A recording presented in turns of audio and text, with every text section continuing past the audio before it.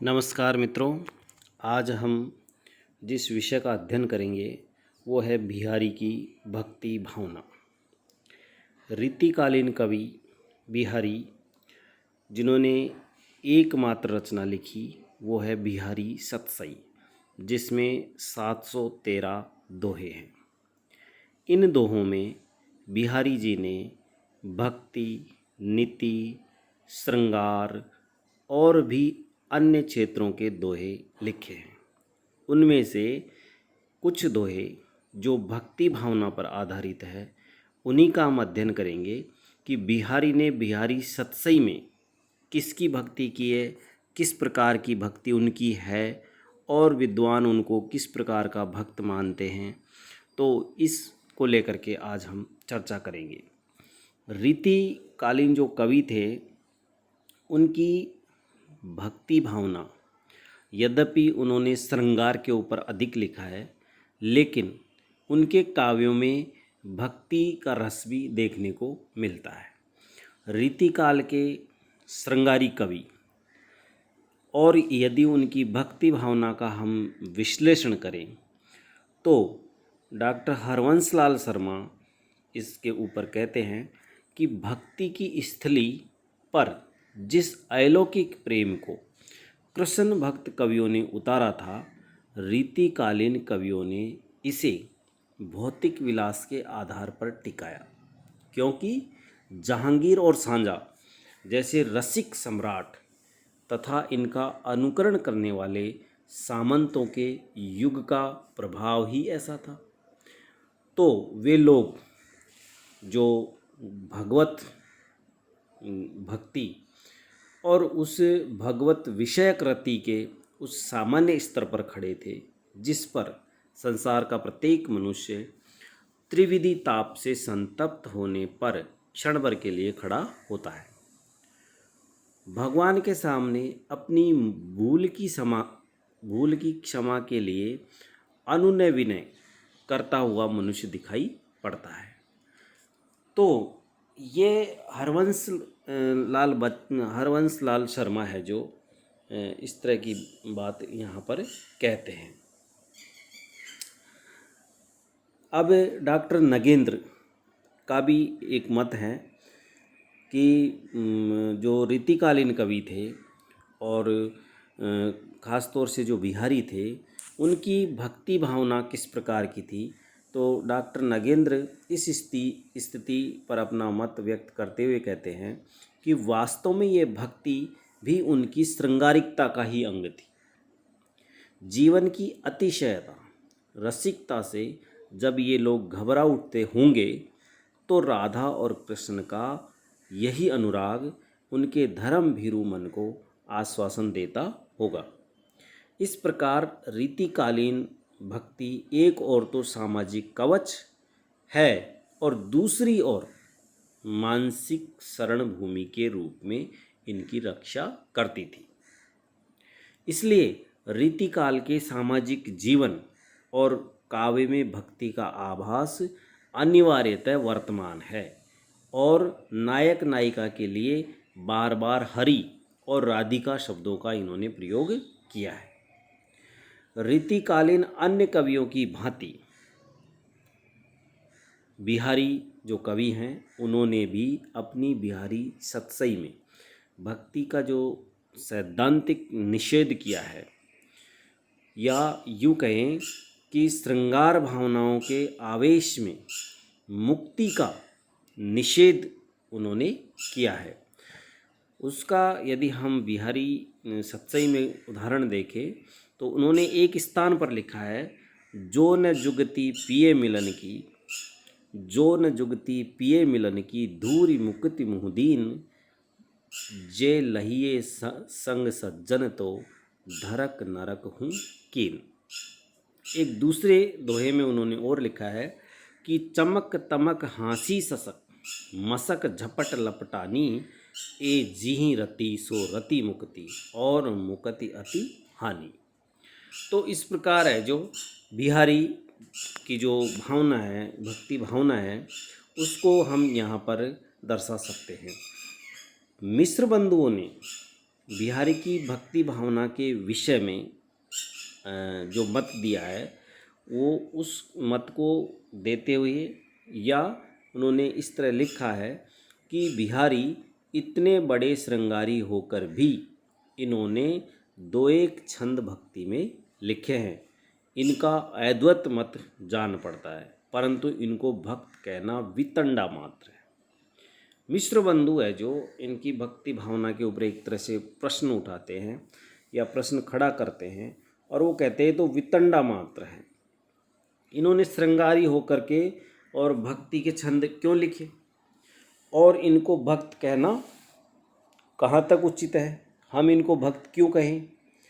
तो बिहारी का जो काव्य है ये एक तरह से उस समय जो इनकी एक तरह से भक्ति थी वो शरण भूमि के रूप में थी जो इनकी रक्षा करती थी, और दूसरा इनका वो था सामाजिक कवच। बिहारी की अद्वैतवादी जो भक्ति भावना है उसको देखते हुए हरवंश लाल शर्मा ने लिखा है कि जिन्हें बाल की खाल निकालने की आदत है वे लोग यदि बिहारी के इस दोहे को पढ़ें तो फिर उनके समझ में आ जाएगा कि बिहारी किस प्रकार की भक्ति करते थे। तो उनका दोहा है, मैं समझो निर्धार यह जग काचो कांच सो, एके रूप अपार प्रतिबिंबित लखियत जहाँ। तो इस दोहे को देखते हुए बिहारी को बड़ा भारी अद्वैतवादी करार दे दे तो क्या किया जाए। मतलब इसको देख करके भी यदि कोई अद्वैतवाद उनको कहे तो फिर उनका क्या करें। बिहारी को अद्वैतवादी बताने वाले और उससे बताने से पूर्व हमें भक्त कवियों के सिद्धांत प्रतिपादन और उनकी पद्धति को देखना होगा। तो इस संबंध में डॉक्टर विश्वनाथ प्रसाद मिश्र ने लिखा है कि हिंदी में भक्ति का उपदेश देने वाले भी कोई विशेष मतवाद लेकर नहीं चलते थे। सूर और तुलसी में किसी विशेष मत का प्रतिपादन नहीं मिलता। ये भक्त अपनी वाणी द्वारा भगवान की लीला का वर्णन करते थे और लोगों के हृदय को प्रफुल्लित करना इनका मकसद था, उद्देश्य था। मतवाद से ये लोग दूर ही थे या दूर ही रहते थे। भक्त कभी ज्ञान के क्षेत्र का निरूपण करने नहीं गए। इस दृष्टि से यदि विचार करें तो बिहारी जैसे संसारिक कवि ने भक्ति के किसी विशेष सिद्धांत का प्रतिपादन कदापि नहीं किया। जिस समय और जिस प्रकार की भक्ति की उक्ति उनको सूझ गई वैसी ही रचना उन्होंने अपनी बिहारी सतसई में कर डाली। और फिर बिहारी ने तो समस्त जो मत थे या मतावलंबी थे उन मतवाद से या मतावलंबियों से, विभिन्न प्रकार के जो मानने वाले लोग थे उनसे अलग रह करके और अपने एक तरह से भक्ति की रचनाएं की है। इसका हम उदाहरण देख सकते हैं। एक स्थान पर उन्होंने लिखा है, अपने अपने मत लगे बादि मचावत सोरु, जो त्यों सबको सेई वो एके नंद किशोरु। बिहारी न तो निर्गुण और सगुण के पचड़े में पड़े हैं और न राम और कृष्ण के भेदभाव में, क्योंकि उन्होंने निर्गुण की व्यापकता भी बताई है और सगुण के गुणों को बांधने का भी अपने काव्य में प्रयास किया है। उन्होंने कृष्णोपासना भी की है, राम के महत्व का प्रतिपादन भी किया है। जिस प्रकार सूर और तुलसी ने भी किसी भी प्रकार का भेदभाव किए बिना अपने काव्य में राम और कृष्ण की लीलाओं का वर्णन किया है, उन्हीं उक्तियों को आधार मान करके और बिहारी ने भी भगवान की एक सामान्य भक्ति अपनी बिहारी सतसई में की है। तो बिहारी ने भी बिना किसी भेदभाव के भगवान की लीलाओं का गान अपनी बिहारी सतसई में किया है। जैसे एक जगह उन्होंने कहा है, कौन भांति रहिए विरुद्ध अब देखिबे मुरारी, बीधे मोसो आय के गीधे गीधई तारी। यहाँ पर वो भगवान को एक तरह से चुनौती देते हैं और वो यहाँ पर वो कहते हैं कि तुम देखो किस प्रकार अपनी ये जो उपाधि है तारणहार की इसको मतलब बचा के रखते हो, इस बार तुम्हारा पाला मुझसे पड़ा है। तो वो एक तरह से अपना खुद का उद्धार करने की यहाँ पर बात करते हैं। भक्त को अपने अवगुण देखने में ही नहीं बल्कि उनको उठा उठा कर दिखाने में भी एक प्रकार का संतोष मिलता है, जो बिहारी ने भी अपने काव्य में दिखाया है। सूर, तुलसी आदि भक्त कवियों ने अपने आप को पातकी, पतितों का टीका, खोटा छोटा न मालूम क्या क्या कहा है। तुलसी ने अपनी भक्ति भावना को व्यक्त करते हुए एक स्थान पर लिखा, राम सो बड़ो कौन कौन मोसो छोटो, राम सो खरो कौन कौन मोसो खोटो। तो इस प्रकार है जो ये कवियों का किसी भी मत को लेकर के कोई बहुत ज़्यादा है जो वो इनका है जो स्पष्ट वो नहीं रहता है।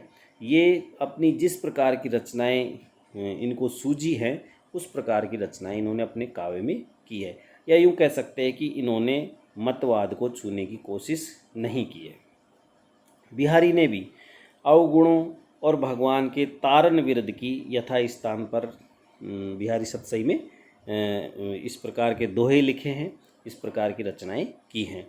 कीजे सोई तरे जिहि पतितन के साथ, मेरे गुण अवगुण गणन गणों गोपी नाथ। आराध्य के निकट पहुंचकर बिहारी कभी हास उपहास की चेष्टा करते हैं, कभी निकटता के कारण भगवान को हल्का सा उपालंब भी दे बैठते हैं। उनका उदाहरण हम देख सकते हैं। कब को टेरत दीन रट होत न श्याम सहाई, तुम्हु लागी जगत गुरु जग नायक जग बाय। कि हे जगत के गुरु, हे जग को संचालित करने वाले जग के नायक, मैं कब से तुम्हें पुकार रहा हूँ और तुम मेरा सहारा नहीं बन रहे हो। ये इसको देखकर मुझे ऐसा लगता है कि तुमको भी इस संसार की हवा लग गई है। तो यहाँ पर वो हास उपहास करते हैं और भगवान को उपालम देते हैं। यहाँ एक बात स्मरण हो आती है कि बिहारी भक्त होने की अपेक्षा कवि अधिक हैं। उन्होंने क्या है अपने काव्य में चमत्कार प्रदर्शन करने की कोशिश की है। उन्होंने अपने कथन में बांकपन दिखाया है, एक तरह से उक्ति व चित्र है और उसमें उनके स्वयं के उद्धार के भाव हैं। तो वो एक तरह से आराधना करते हैं ईश्वर की, और आराधना करते हुए एक दोहे में वो लिखते हैं, करो न कुतुब जग कुटिलता, करो कुतुब जग कुटिलता, तजो न दीन दयाल, दुखी होंगे सरल ही बसत त्रिभंगी लाल। बिहारी ने भक्त और संत कवियों की भांति संसार की नश्वरता, विषय वासनाओं की कलुषितता और नारी की मोहिनी मूर्ति की निंदा भी की है। जिस प्रकार कबीर ने कहा, माया महाठगनी हम जानी, तिरगुन फांस लिए तिरगुन फांस लिए कर डोले, बोले मधुरबानी, माया महाठगनी हम जानी। ऐसे ही बिहारी ने अपने एक जगह पर एक दोहे में लिखा है, या भव पारावार को उलक पार को जाई, तिये छवि छाया ग्रहिणी, ग्रह बीच ही आई। बिहारी अपने काव्य में यह भी स्वीकार करते हैं कि भगवान की भक्ति के लिए कवि हृदय में सच्चा भाव होना चाहिए। कपटी के पास कभी भगवान नहीं आते हैं। इसका उदाहरण उनके इस दोहे में हम देख सकते हैं। जप माला छापा तिलक, सरन एको काम, मन काचे नाचे वृथा, सांचे राचे राम। एक दूसरे दोहे में उन्होंने ये लिखा है, तो लगुया मन सदन में, तो लगुया मन सदन में, हरि आवे की बाट, बिकट जटे जो लघु निपट, खुले न कपट कपाट। कि तूने तो कपट के कपाट लगा रखे हैं, ईश्वर किस रास्ते से तुम्हारे भीतर या तुम्हारे हृदय में आएगा।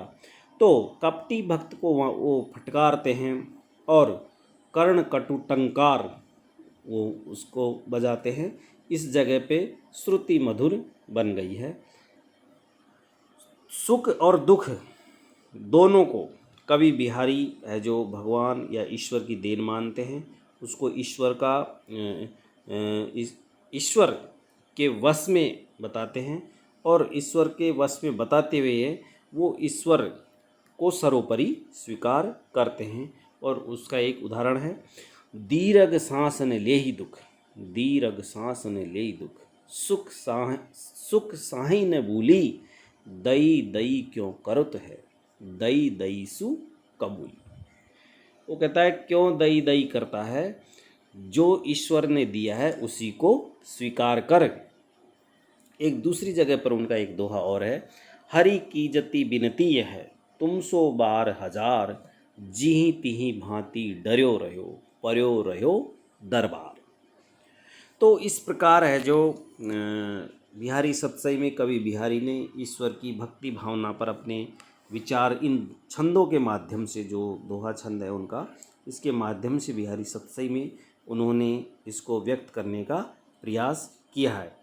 अब हम उनके इन दोहों के आधार पर, इन छंदों के आधार पर, इन भक्ति भावना के आधार पर निष्कर्ष रूप से कह सकते हैं कि बिहारी सतसई में बिहारी की भक्ति भावना निश्चित रूप से मिलती है, किंतु वह उनके एक प्रकार से कवि या काव्य को प्रदर्शन करने के लिए ही उन्होंने लिखी है। उन्होंने कोई अलग से मत को स्थापित करने का यहाँ पर कोई प्रयास नहीं किया है। बिहारी की जो भक्ति भावना की जो व्यंजना है वो बिहारी सतसई में गौण प्रवृत्ति के रूप में हुई है।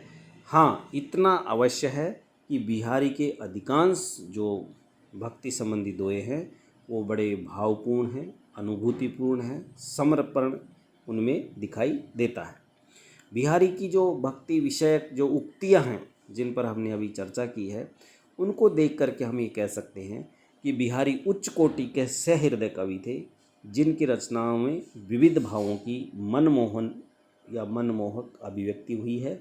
उनका जो वर्ण विषय है उसमें एक सच्चे हृदय से निकली हुई भक्ति भावपूर्ण उक्तियाँ हमें देखने को मिलती है।